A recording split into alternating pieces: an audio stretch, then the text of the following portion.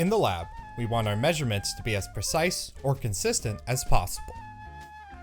However, no matter how hard we try, some error or uncertainty will always be present, like a lurking shadow that follows us as we try to explore the chemical properties of the world. If we go into a lab with an understanding of these errors and how they arise, we can anticipate and account for them, allowing for more successful experiments in the lab, an A in chemistry, maybe even a Nobel Prize. To think about the different types of error, we're going to look into the kitchen to see what can go wrong. Just like in the lab, we have to be wary of both random and systematic error. Random error involves small, uncontrollable changes to a measurement that should be consistent. For example, even though we use the same measuring cup, our 3 scoops don't contain the exact same mass of flour. Systematic error is more predictable. What if our measuring cup had a dent in the side? Then, when we try to add a cup of milk, it's actually 3/4 of a cup. By measuring carefully, we can add about the same amount of milk every time, so the amount will still be precise, but because of our flawed measurement, it will be consistently inaccurate. Together with careless measurement, or human error, these problems can really add up. That might ruin our cake in the kitchen. But what if a pharmacist made an error while filling a prescription? To succeed, we'll have to confront our own practices as a scientist or baker to find out what the true cause of error is and how to limit it. We will first do a simple calorimetry experiment to determine the identity of an unknown metal. Then, we will perform a precipitation reaction and calculate the recovered yield. Mass the cylinder 3 separate times and record all 3. You may notice the weight changes between measurements, so calculate an average mass. We'll use a 250 milliliter beaker.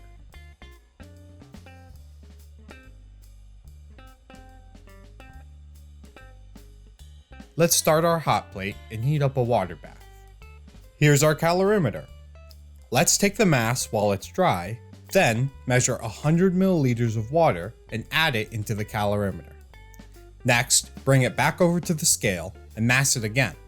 First, measure the initial temperature of the water in the calorimeter. Then, measure the temperature of the water in the hot water bath. Next, have your partner take the metal cylinder out of the hot water with tongs and place it in the calorimeter. Stir around the cylinder with the thermometer and wait for the temperature to initially drop, then start rising.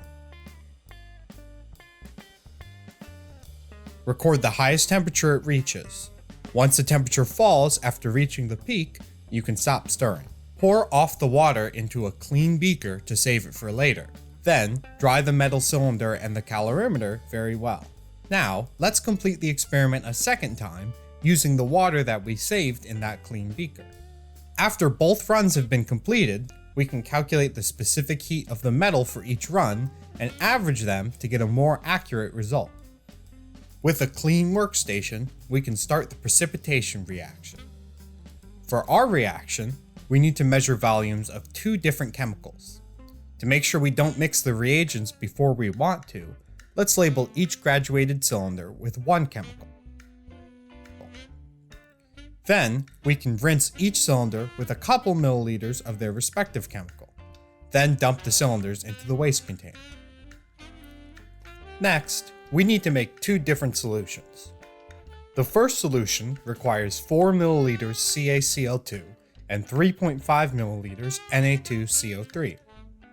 Pour them together into a plastic beaker, mix with a stir rod, and write down the current time. To speed up the lab, we'll only be showing you the workup for this first reaction. Note, in the lab, you can prepare these reactions before you perform the calorimetry. Finish part A while you wait for the precipitation. While we wait for the reactions, let's set up our vacuum filtration. We need 2 filter flasks held by ring stands. Plug the water trap into the top of one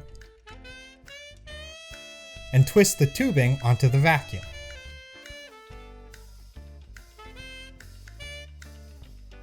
Then, place a gasket in the top of the open flask. Using a twisting motion, attach the arms of the flasks with the other tubing. Before we filter, we need to mass our filter paper. Now, place in the Buchner funnel and 2 pieces of filter paper.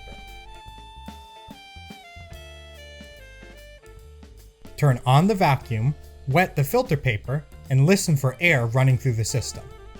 If it is, turn off the vacuum for now. Stir both solutions with your stir rod. If any crystals cling to the rod, rinse them back into their correct beaker with distilled water. Turn on the vacuum, wet the filter paper with distilled water, and slowly pour in the first reaction beaker. If you pour too fast, the paper will float and some crystals will go underneath, ruining the separation.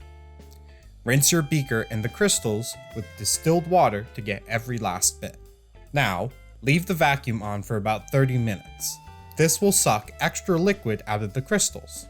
Once the crystals are dry, transfer the filter paper and crystals to the watch glass and mask them all. Repeat the process for your other solution, using the other piece of filter paper. Keep the two batches of crystals separate. Once you have the yield of each reaction, we can clean up. And once your bench is clear, you're all set.